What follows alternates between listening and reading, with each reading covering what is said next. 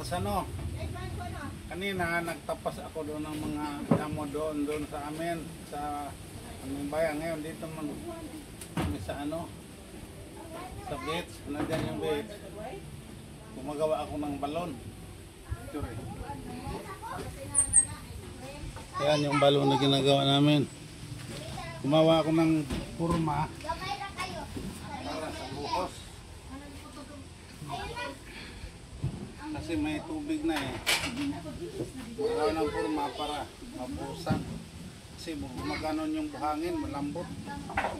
Malambot, gawa ng buhangin. Bukas pa kasi yung karpintero po darating eh. Bukas po yung mata magtatrabaho kayo. Kaya may oras naman ako ngayon gagawa, hindi ginagawa ko. Kahit ano yung mabawas-bawasan yung trabaho ng karpintero, magkano isang araw, 700. Yung helper, 500. Kaya malaking bagay na yun.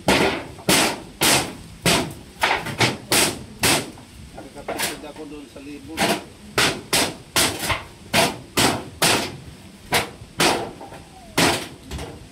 Ang skill ko taga plumber. Pero yung mga gawang karpintero, nakakaintindi din tayo kahit kung ano. Hindi malamig sabihin wala tayo ano. Pero wala talaga ano. Special skill pa yung plumber. Ayaw ko sa karpintero kasi matatamaan yung daliri natin. Nasusugatan.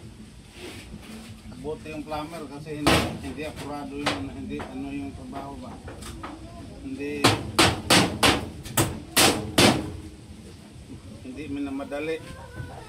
Gawa ng pinilisan mo, makatagas pa yung tubig. Kaya dahan-dahan lang yung paggawa noon. Paghulog ko sa loob, lalagyan dito ng bakal, gagawa pa ng mga ibang purmo ito sa labas. Tapos pagbuhos, ito na tatanggalin. Yun.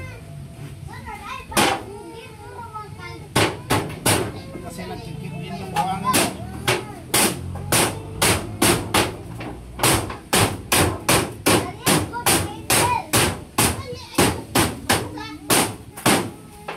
Wala na doon ah?